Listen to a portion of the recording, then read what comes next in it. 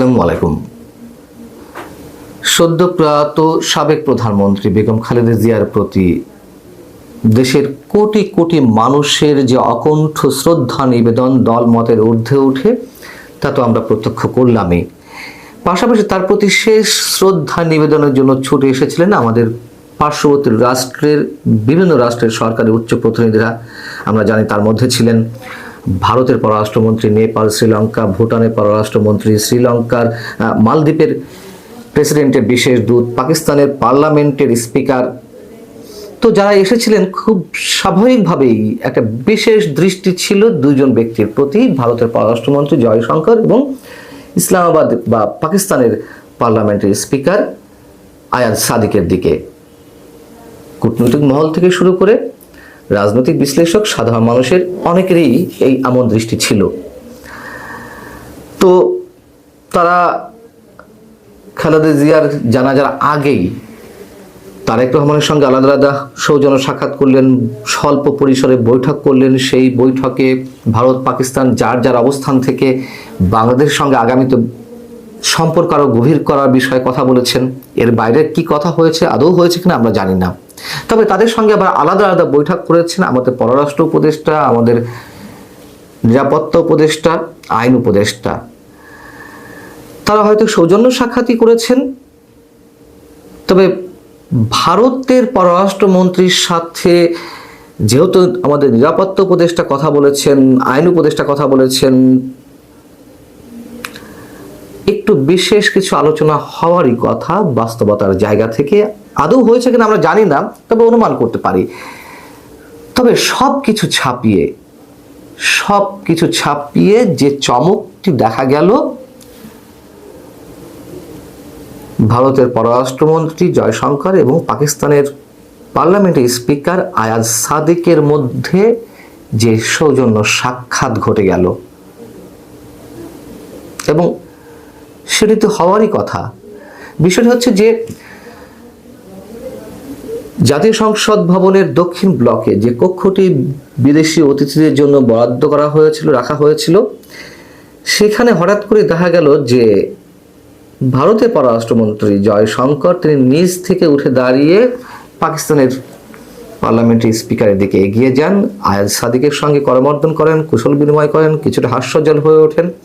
এর মধ্যে আর ভিতরে কি কথা হয়েছে আমরা জানি না। তবে এটিকেই ভারত এবং পাকিস্তানের গণমাধ্যমগুলো যথেষ্ট গুরুত্ব দিয়ে প্রকাশ করেছে। তবে দুই দেশের গণমাধ্যমের ন্যারেটিভটা একটু দুই রকম, এবং বিশেষভাবে কাভারেজ পাওয়ার যথেষ্ট কারণ রয়েছে। গত এপ্রিলে ভারতের পেহেলগ্রামে যে ভয়ঙ্কর বিস্ফোরণ, তাতে 26 জন মানুষ নিহত হওয়ার ঘটনা, এবং তারপরে পাকিস্তানকে দায়ী করে প্রথমেই ভারতের যে সার্জিক্যাল স্ট্রাইক এবং সেখান থেকে একেবারে যুদ্ধরত অবস্থার সৃষ্টি হওয়া, তারপর থেকে এই কয় মাসের মধ্যে এই প্রথম দুই রাষ্ট্রের সরকারের উচ্চ পর্যায়ের প্রতিনিধিদের মধ্যে এই প্রথম সাক্ষাৎ। খুব স্বাভাবিকভাবে এটি গুরুত্ব বহন করে, এবং এমনই সম্পর্ক চলছে দুই দেশের মধ্যে, মানে বৈরী সম্পর্ক, যে তারপর থেকে মানে যুক্তরাষ্ট্র যে দাবি করে আসছে যে তাদের মধ্যে যুদ্ধবিরতি ডোনাল্ড ট্রাম্পই ঘটিয়েছে, এটিকে ইসলামাবাদ সমর্থন করে আসছে। কিন্তু ভারত এটি অস্বীকার করে আসছে যে না, কোনো মধ্যস্থতাকারী নয়, বিবদমান দুই পক্ষের সেনাবাহিনীর মধ্যে প্রত্যক্ষ যোগাযোগের পর সংঘাতে বিরতি এসেছে। এবং এই সংঘাতের পর যা কিছু ঘটেছে তাও আমরা জানি যে 1960 সাল থেকে চলে আসা সিন্ধু পানি চুক্তি একতরফাভাবে স্থগিত করলো ভারত, আর কখনোই ইসলামাবাদের সঙ্গে এই চুক্তি পুনর্বহাল করবে না। এবং সংঘাতের পর দুই প্রতিবেশী রাষ্ট্রের মধ্যে সম্পর্ক এমন জায়গায় পৌঁছল যে তা দুই দেশের ক্রিকেট অঙ্গনের উপরে এসেও পড়ল। পাশাপাশি স্বাধীন বাংলাদেশের ইতিহাসে পাকিস্তানের সঙ্গে বাংলাদেশের এই মুহূর্তে যে সম্পর্ক, উষ্ণতম সম্পর্ক, সেটিও নিশ্চয়ই ভারত খুব ভালো চোখে নিচ্ছে না।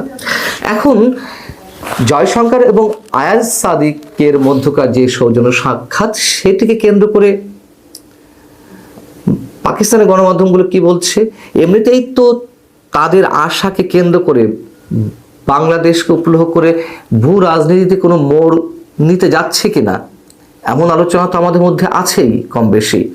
পাশাপাশি এটিকে কেন্দ্র করে পাকিস্তানের গণমাধ্যমগুলোর মধ্যে অন্যতম প্রভাবশালী গণমাধ্যম জিও নিউজ, তারা কি বলছে যে এই দুই নেতার সাক্ষাতের শুরুতে উভয় নেতা করমর্দন করেন এবং কুশল বিনিময়ের মাধ্যমে সৌহার্দ্যপূর্ণ পরিবেশে আলোচনা করেন। তবে তাদের সাক্ষাতে দুই দেশের সম্পর্ক নিয়ে কোনো আলোচনা হয়েছে কিনা তা জানা নেই। তবে জিও নিউজ প্রথমেই বলছে যে এটি বরফ গলার ইঙ্গিত। ডেইলি পাকিস্তান তারা কি বলছে, সাদিক এবং জয়শঙ্করের মধ্যে যে আলাপচারিতা, এটি একটি বিরল মুহূর্ত, মানে তাদের কাছে খুবই খুবই গুরুত্বপূর্ণ এবং ব্রেক থ্রু হিসেবে তো বলেছেই Geo News. The diplomatic insight পাকিস্তানের আরেকটি গণমাধ্যম, তারা কি বলছে, পাকিস্তান ভারত সম্পর্কের টানাপোড়েনের মধ্যে এটিকে প্রতীকীভাবে তাৎপর্যপূর্ণভাবে বর্ণনা করছেন বিশ্লেষকরা, বিশেষজ্ঞরা। কিন্তু আমরা দেখলাম যে ভারতের গণমাধ্যমগুলোতে গুরুত্ব সহকারে নিউজটা এসেছে, কিন্তু কোনো উচ্ছ্বাস নেই যে উচ্ছ্বাস দেখা যাচ্ছিল বা দেখা যাচ্ছে পাকিস্তানের বিভিন্ন গণমাধ্যমে।